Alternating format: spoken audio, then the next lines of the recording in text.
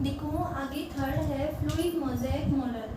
ठीक है, fluid mosaic जो मॉडल है वो सिंगर एंड निकोलसन ने इन 1972 में दिया था। ठीक है, इन्होंने क्या बताया कि प्लाज्मा मेम्ब्रेन जो होती है उसका नेचर सेमी फ्लूइड होता है। ठीक है, सेमी फ्लूइड इन नेचर होती है। Lipid and intrinsic protein form A mosaic like structure. इसमें क्या होता है, लिपिड, देखो लिपिड इस तरह से प्रेजेंट है और इंट्रिंसिक प्रोटीन जो यहाँ प्रेजेंट है ये लिपिड लेयर के अंदर, इस लिपिड जो होते हैं ना उन्हीं के बिल्कुल पास में अरेंज होते हैं। और इंट्रिंसिक प्रोटीन जो होते हैं वो एक तरह के स्टेबल प्रोटीन होते हैं जिनको कि हम रिमूव नहीं कर सकते। इसी कारण जो लिपिड और इंट्रिंसिक प्रोटीन होते हैं ये दोनों मिलकर एक मोज़ेक लाइक स्ट्रक्चर का फॉर्मेशन करते हैं। ठीक है, phospholipid provide fluidity to the membrane. Phospholipid क्या करते हैं, फ्लूइडिटी प्रोवाइड करवाते हैं मेम्ब्रेन को।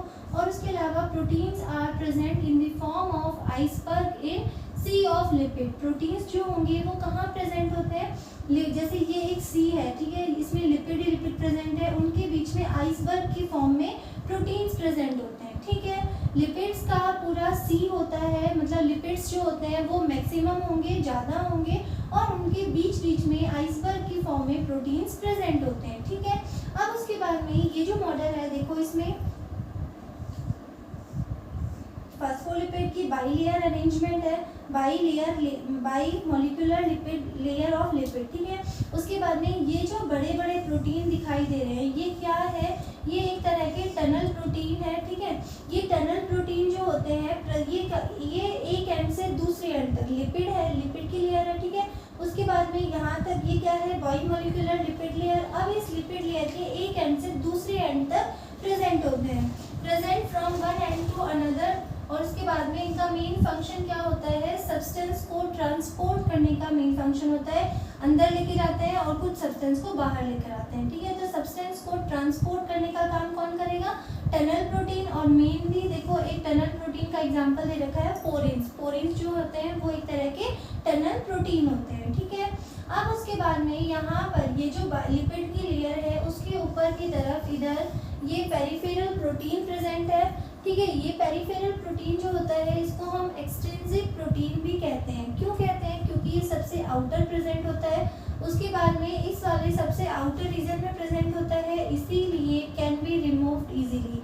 इस वाले जो एक्सट्रिंसिक प्रोटीन होता है इसको हम इजीली रिमूव कर सकते हैं। ठीक है, उसके बाद में इंट्रिंसिक प्रोटीन जो होते हैं वो कैसे होते हैं, दे कैन नॉट रिमूव, ये बिल्कुल स्टेबल प्रोटीन होते हैं। ठीक है, और इनको रिमूव नहीं किया जा सकता, इजीली रिमूवेबल नहीं होते। ठीक है, इस तरह से पूरी अरेंजमेंट होती है बाई लेयर ऑफ लिपिड। और उसके बाद में टनल प्रोटीन्स प्रेजेंट होते हैं, extrinsic protein outside the lipid layer, और इंट्रिंसिक प्रोटीन जो होते हैं वो लिपिड के बिल्कुल साथ में प्रेजेंट होते हैं। ठीक है, और उसके अलावा लिपिड और इंट्रिंसिक प्रोटीन जो होते हैं वो मिलकर एक मोज़ेक लाइक स्ट्रक्चर का फॉर्मेशन करते हैं। अब आगे देखो यहाँ पर फ्लिप फ्लॉप मूवमेंट, यानी ये एक तरह की प्रोटीन की मूवमेंट होती है, नॉट अलाउड हियर। जो फ्लिप फ्लॉप मूवमेंट है वो प्रोटीन की मूवमेंट होती है, जिसमें क्या होता है कि ये जो मूवमेंट होती है वो इस फ्लूइड मोज़ेक मॉडल में एब्सेंट होती है। क्यों, क्योंकि यहाँ पर इंट्रिंसिक प्रोटीन जो है वो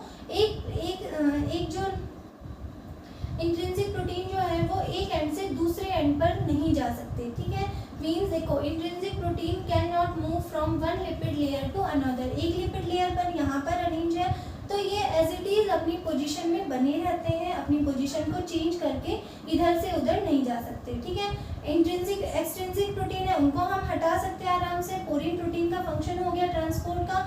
और इंट्रिंसिक प्रोटीन जो होते हैं वो एज इट इज स्टेबल बने हुए रहते हैं, इनमें फ्लिप फ्लॉप मूवमेंट एब्सेंट होती है। ठीक है, तीनों मॉडल हो गए। फर्स्ट हमने पढ़ा था कौन सा, सैंडविच मॉडल। सेकेंड हमने पढ़ा था यूनिट मेम्ब्रेन मॉडल। और थर्ड हमने पढ़ा है fluid mosaic model.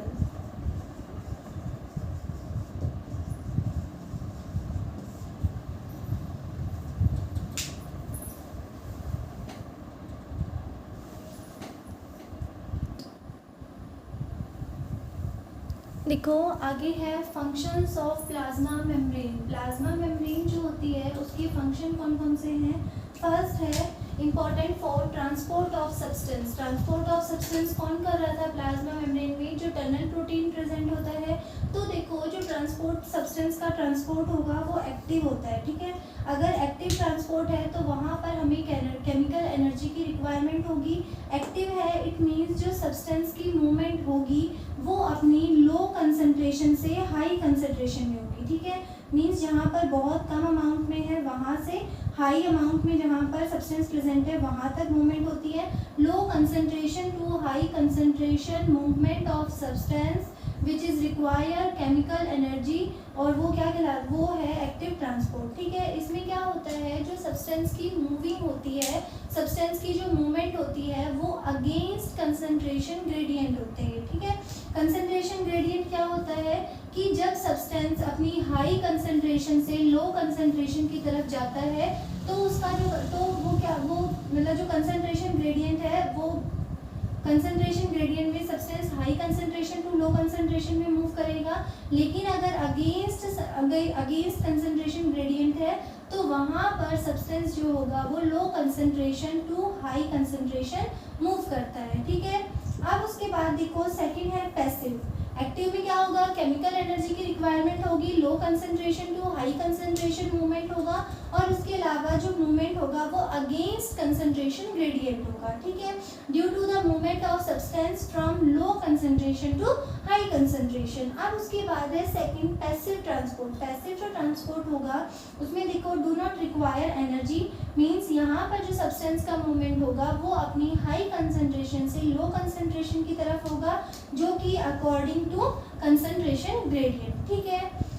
In passive transport, there are movement of substance from high concentration to low concentration according to their concentration gradient, and there are no मतलब यहाँ पर क्या होता है एनर्जी की रिक्वायरमेंट नहीं होती, ठीक है।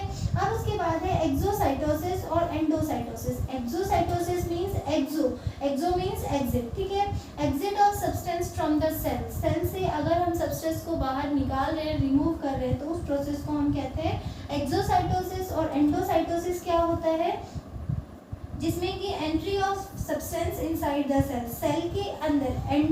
एंडो से हम क्या रिलेट करेंगे कि सेल के अंदर जो सब्सटेंस है वो आ रहे हैं, ठीक है।